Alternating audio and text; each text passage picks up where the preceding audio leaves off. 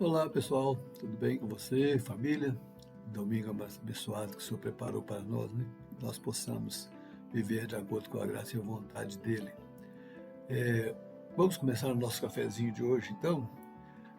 Nós vamos iniciar o estudo do capítulo 10 de 2 Samuel, mas quero recordar com você a respeito da bondade de Davi, expressada lá no capítulo 9, para com Mefibosete, filho de Jonatas, da linhagem de Saul, dando a ele ali um local de destaque, né, na sua mesa, na sua casa, e não só a ele também foi demonstrada essa bondade, mas também a todos os servos de Saul, que serviam a casa de Saul. No capítulo 10, nós veremos que Davi continua expressando a sua bondade, agora para com a família do rei dos Amonitas, Naás, que havia falecido. Os versos 1 nos diz assim: depois disso, morreu o rei dos filhos de Amon. O seu filho, Hanum, reinou em seu lugar. Então disse Davi: usarei de bondade para com Hanum, filho de Naás, como seu pai usou de bondade para comigo. E enviou Davi servos seus para consolar acerca de seu pai. E vieram os servos de Davi à terra dos filhos de Amon. Se observarmos o capítulo 11 de 1 Samuel, veremos que Naás era um inimigo de Saul, e historiadores afirmam que devido a esta inimizade, possivelmente Davi tenha feito uma aliança com ele, mas são apenas suposições, haja visto que não há relatos na Bíblia para corroborar com esta afirmação. Mas, como algumas pessoas afirmam, né, o inimigo do meu inimigo é meu amigo, pode ser que Davi nutria uma certa cordialidade com ele por este fato. Nós vimos que a bondade de Davi sendo manifestada ali a Mefibosete e agora novamente com Hanum, filho de Naás. Mas temos que observar que há uma grande diferença entre as duas. Uma foi pela amizade e agora vemos que é apenas um interesse político em manter a diplomacia com os amonitas para evitar guerras futuras. No caso da amizade e bondade de Davi, foi expressada a Mefibosete, ela foi bem aceita pelo povo. Agora veremos que quando há um interesse, né, pode haver um choque com os interesses da outra parte também envolvida. E as nossas intenções, elas podem não ser bem entendidas. Davi estende a sua mão de generosidade para com Hanum naquele momento mais difícil que ele poderia estar vivendo, que é a morte do seu pai. Mas, na maioria das vezes, o que recebemos de graça nem sempre nos enche os olhos e podemos não dar o valor devido. E podemos ver também isso claramente na vida de algumas pessoas que não reconhecem a graça de Deus em suas vidas. Deus vai enviar seu Filho unigênito para morrer no meu e no seu lugar, levando sobre si o nosso pecado, lá na cruz do Calvário. E muitas pessoas às vezes não reconhecem esse ato maravilhoso do nosso Deus. E há sempre alguém, né, que pode nos dar aí conselhos a respeito das nossas ações. E vamos observar isso no verso 3. Mas os príncipes dos filhos de Amon disseram ao seu senhor, Hanum: pensas que, por Davi ter lhe mandado consoladores, está honrando teu pai? Porventura não te enviou ele os seus servos para reconhecer a cidade, espiá-la e destruí-la? Certamente Hanum ele não tinha assim, grande experiência em ser rei, e só assumiu ali o trono devido à morte de seu pai. E os príncipes, querendo estar de bem com o novo rei, né, começam a dar conselhos. E resumindo, eles disseram: cuidado com este Davi, ele está querendo dominar tudo. Um episódio semelhante a este ocorreu também com Roboão, filho de Salomão. Quando ele assumiu o trono, em vez de observar os conselhos dos anciãos e tratar com bondade o povo de Deus, atendeu ao conselho dos jovens e colocou jugo pesado sobre o povo de Deus. Isso causou divisão do reino de Israel, fazendo com que as 10 tribos se revoltassem e o abandonaram.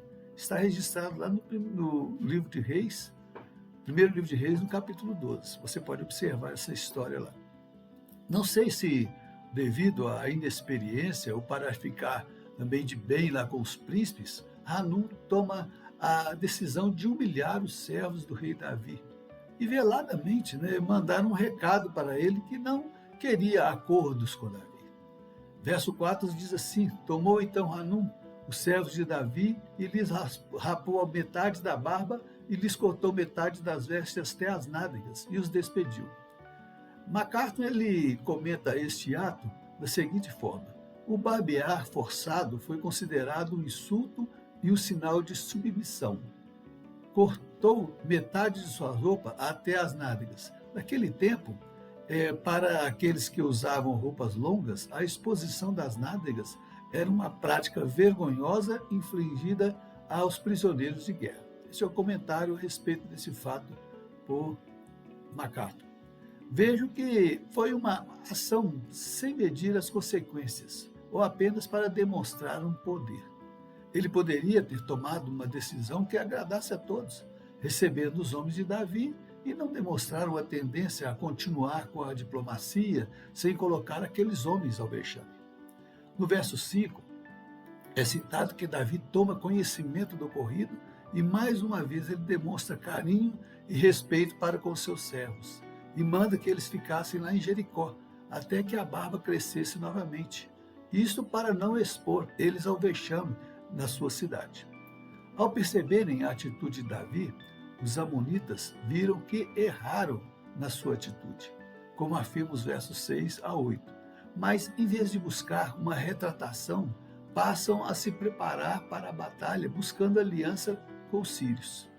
Dos versos 9 a 14, nós vamos ver que a batalha é travada e que Joabe e o exército de Davi conseguem obter a vitória, tendo os sírios fugido. Há um planejamento de ajuda nesses versos aí entre Joabe e Abissai, líderes do exército de Davi, pois perceberam que a estratégia do inimigo era atacá-los pela frente e pela retaguarda.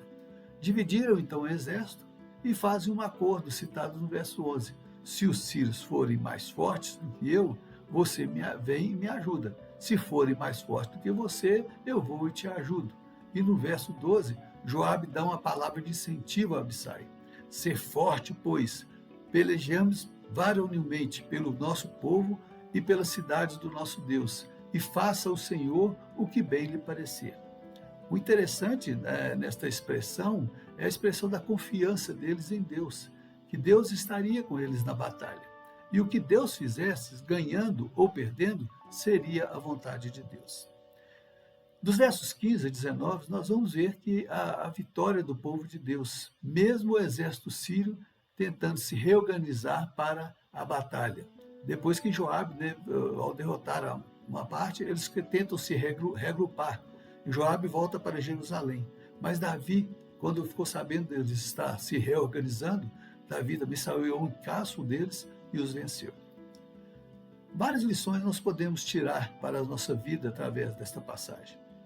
A bondade, ela pode ser mal interpretada, principalmente se dermos ouvidos a conselhos ruins.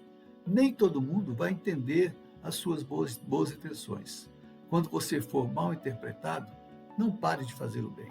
Lembre-se de que Jesus também foi rejeitado, mesmo fazendo o bem. Como vimos, conselhos errados geram guerras desnecessárias. Por isso, cuidado com quem você escuta. Pessoas inseguras, elas enxergam ameaças em tudo. Antes de reagir a uma ofensa, verifique os fatos. Observe as coisas. Se você for envergonhado, como no caso dos servos de Davi, lembre-se que a vergonha pode ser redimida, tal como Davi mandou que eles ficassem lá em Jericó, até a barba crescer. Saiba que Deus não te expõe para te destruir. Ele te dá um tempo para restaurar a sua dignidade antes de te mandar de volta para a batalha. Se você foi humilhado, existe um Jericó de cura antes da próxima fase. E antes de partir para a batalha, nós devemos fazer um bom planejamento. Tenha uma estratégia, lute, mas o resultado final é do Senhor. Por isso, não fique ansioso. Seja na sua família, no seu trabalho, no seu ministério, em outras partes da sua vida. Seja forte, faça a sua parte e descanse em Deus. E principalmente, não rejeite a graça de Deus na sua vida. Reconheça a ação de Deus para te agradecer, para te poder abençoar, para te poder fortalecer a sua vida. Amém? Que Deus nos abençoe e que a graça dele seja sempre presente no seu lar e em toda a sua família. Vamos tomar o nosso cafezinho? Até domingo que vem, se Deus assim nos permitir. Tchau, tchau, pessoal.